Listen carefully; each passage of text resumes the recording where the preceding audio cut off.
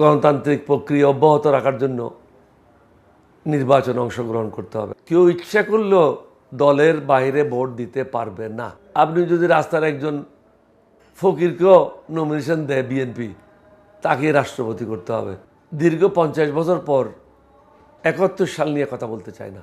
আর কেউ যদি ছোটোখাটো দল বেরিয়ে যায়, আমি মনে করি না 11 দলের ঐক্যজোটের কোনো ক্ষতি হবে। দর্শক আমন্ত্রণ চ্যানেল 24-এ। আজকে আমরা কথা বলবো মহান সংসদের 23তম রাষ্ট্রপতি নির্বাচন নিয়ে। প্রধান বিরোধী দল যেই 11 দলের যিনি মনোনীত রাষ্ট্রপতি প্রার্থী ডক্টর কর্নেল অবসরপ্রাপ্ত অলি আহমেদ বীর বিক্রম, আপনাকে আমন্ত্রণ চ্যানেল 24-এ।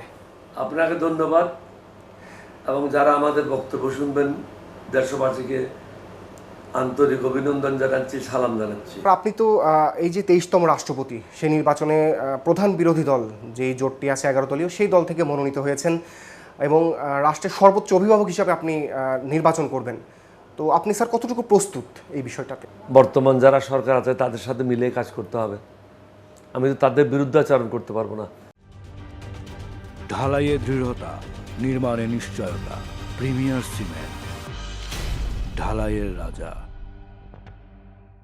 আমাকে দেশের স্বার্থ রক্ষা করতে হবে এবং যারা সরকারে আছে তাদের স্বার্থ বিবেচনায় রাখতে হবে। আমি যখন মন্ত্রী ছিলাম, প্রত্যেক এমপির জন্য আমি রাস্তাঘাট সেতু করেছি।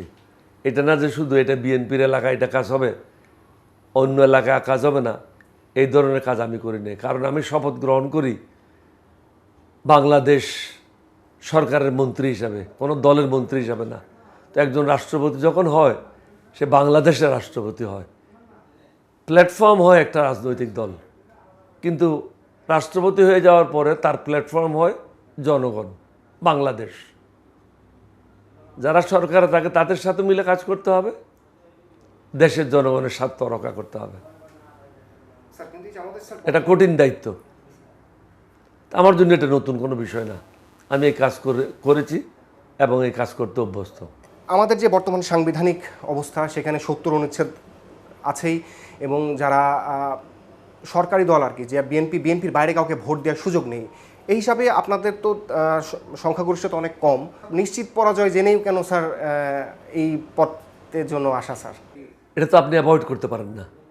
আপনি চান গণতন্ত্র, আর গণতান্ত্রিক পদ্ধতি আপনি অনুসরণ করবেন না, এটা তো অন্যায় কাজ।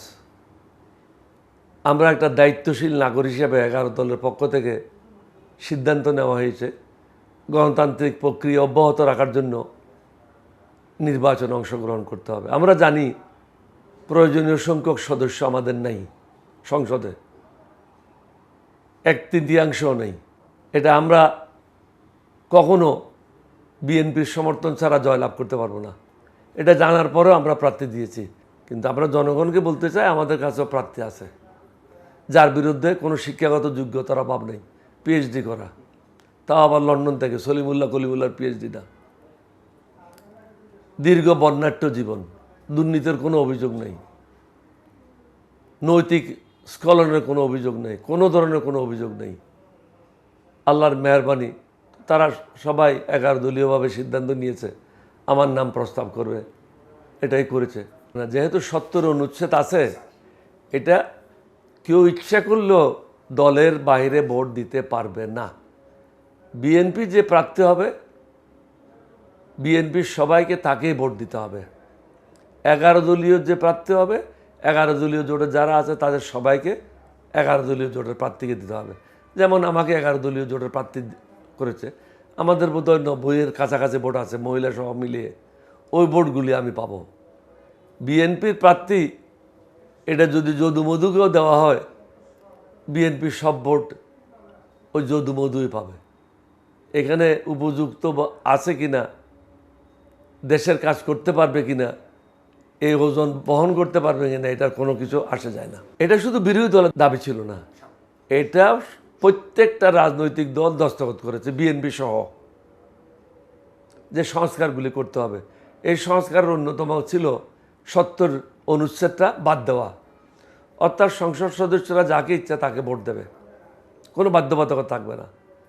আপার হাউস লোয়ার হাউস হবে, জাতীয় সংসদ এবং আপার হাউস মিলে একসাথে ভোট দিয়ে রাষ্ট্রপতি নির্বাচিত করবে।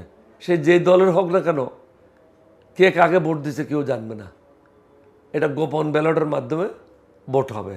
সুতরাং এখানে যোগ্য প্রার্থীকে বেছে নেওয়ার একটা সুযোগ থাকবে। এখন কিন্তু বর্তমানে যোগ্য প্রার্থীকে বেছে নেওয়ার কোনো সুযোগ নাই। আপনি যদি রাস্তার একজন ফকিরকেও নমিনেশন দেয় বিএনপি, তাকে রাষ্ট্রপতি করতে হবে, এখানে কোনো বিকল্প সামনে এমপিদের নেই। আমি দীর্ঘ 50 বছর পর 71 সাল নিয়ে কথা বলতে চাই না। আমি এখন কথা বলতে চাই আগামী 5 বছর পরে কী হবে, 20 বছর পরে কী হবে, আমাদের ছেলে মেয়েদের জন্য, বাংলাদেশের জন্য কী ধরনের ভবিষ্যৎ আমরা রচনা করতে চাই, কী ধরনের বাংলাদেশ আমরা দেখতে চাই, সেটা নিয়ে কাজ করতে চাই। পিছনের দিক তাকালে কোনো লাভ হবে না, এটা একটা ইতিহাস। আপনি মুক্তিযোদ্ধা কি মুক্তিযুদ্ধ এটা নিয়ে জাতিকে বিভক্ত করে দেশের ক্ষতি করবেন। আপনাকে সমগ্র দেশকে ঐক্যবদ্ধ করে এগিয়ে নিয়ে যেতে হবে, এটাতেই একটা নেতৃত্বের বাহাদুরি। এখন যিনি প্রধানমন্ত্রী আছেন তিনি যদি সবাইকে ঐক্যবদ্ধ করতে পারেন, এখানেই হবে তার বাহাদুরি এবং তার সফলতা। 11 দলের যে ঐক্যটি আপনারা করেছিলেন, সেখানে আমরা বিভিন্ন গণমাধ্যমের খবরে দেখছি যে এনসিপি থেকে জামাত আলাদা হয়ে যাচ্ছে এবং আরও কয়েকটি যে ধর্মভিত্তিক দলগুলো রয়েছে তাদেরকে সরিয়ে নিচ্ছে। হেফাজতে ইসলাম যে একটা নতুন একটা প্ল্যাটফর্ম করছে 7টা দল নিয়ে, এটাকে আপনারা স্যার কীভাবে দেখছেন? আমাদের এখানে 11 দল থেকে এখনো পর্যন্ত কেউ বের হয়ে যায় নাই, আমরা সবাই ইন্ট্যাক্ট আছি। এটা পত্রপত্রিকায় কিছু আছে যারা আমাদেরকে পছন্দ করে না, তারা এইগুলি লেখে। আর কেউ যদি ছোটোখাটো দল বেরিয়ে যায়, আমি মনে করি না 11 দলের ঐক্যজোটের কোনো ক্ষতি হবে।